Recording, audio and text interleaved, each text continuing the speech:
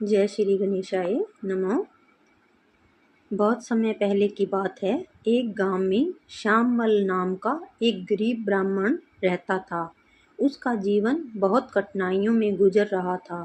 घर में भोजन की कमी रहती थी, कपड़े फटे हुए थे और पैसे तो कभी होते ही नहीं थे। परंतु श्यामल का मन बहुत पवित्र था। वह प्रतिदिन भगवान श्री गणेश की पूजा किया करता था और बुधवार का व्रत रखता था। श्यामल अपनी पत्नी के साथ छोटे से झोंपड़े में रहता था। दोनों पति पत्नी दिन भर मेहनत करते, फिर भी 2 वक्त की रोटी बड़ी मुश्किल से मिलती। लेकिन श्यामल की पत्नी भी बहुत धर्मपरायण थी। वह भी पति के साथ हर बुधवार को गणेश जी की पूजा करती और व्रत रखती। एक बुधवार की सुबह श्यामल नदी में स्नान कर लौट रहा था। तभी रास्ते में एक साधु मिले। साधु बहुत तेजस्वी लग रहे थे। उन्होंने श्यामल को आशीर्वाद दिया और कहा, वत्स, तुम हर बुधवार गणेश जी का व्रत करते हो। भगवान गणेश तुम पर शीघ्र ही प्रसन्न होंगे। आज तुम घर जाओ, स्नान कर विधिवत पूजा करना और गणेश जी का भोग लगाना। श्यामल ने वैसा ही किया। उसने घर जाकर गणेश जी की बड़ी श्रद्धा से पूजा की और भोग लगाया। पूजा के बाद श्यामल ने देखा कि उसके झोंपड़े में पहले जैसी गरीबी नहीं है। घर के कोने में एक थाली भरी हुई अनाज की रखी थी और बर्तन भी साफ चमक रहे थे। श्यामल और उसकी पत्नी आश्चर्यचकित रह गए। उन्होंने सोचा कि यह सब गणेश जी की कृपा से हुआ है।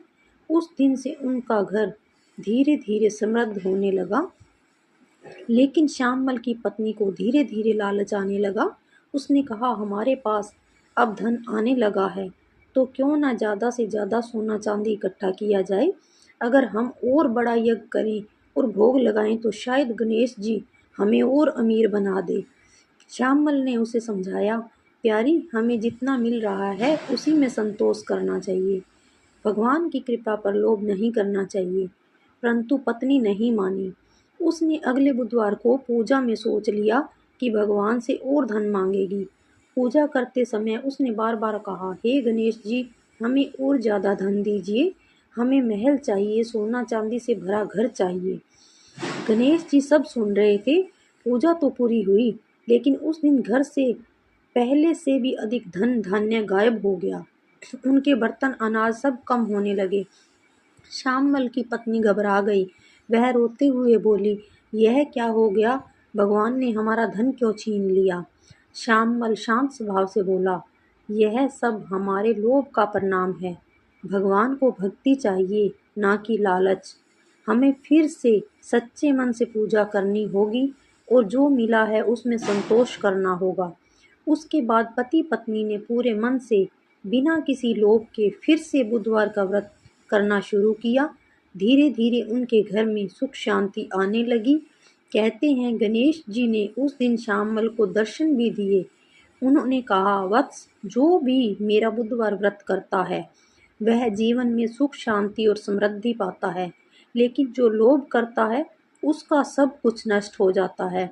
इसलिए सदा संतोष से जीवन व्यतीत करो। श्यामल और उसकी पत्नी ने हाथ जोड़कर गणेश जी का आभार माना। उसके बाद उनका जीवन सरल और संतोषपूर्वक बीता। कथा का फल ये है, जो भी श्रद्धा से यह बुधवार की कथा सुनता और सुनाता है, उसके घर में सुख शांति, धन धान्य और सौभाग्य आता है। गणेश जी की कृपा सदा बनी रहती है। जय श्री गणेशाय नमः।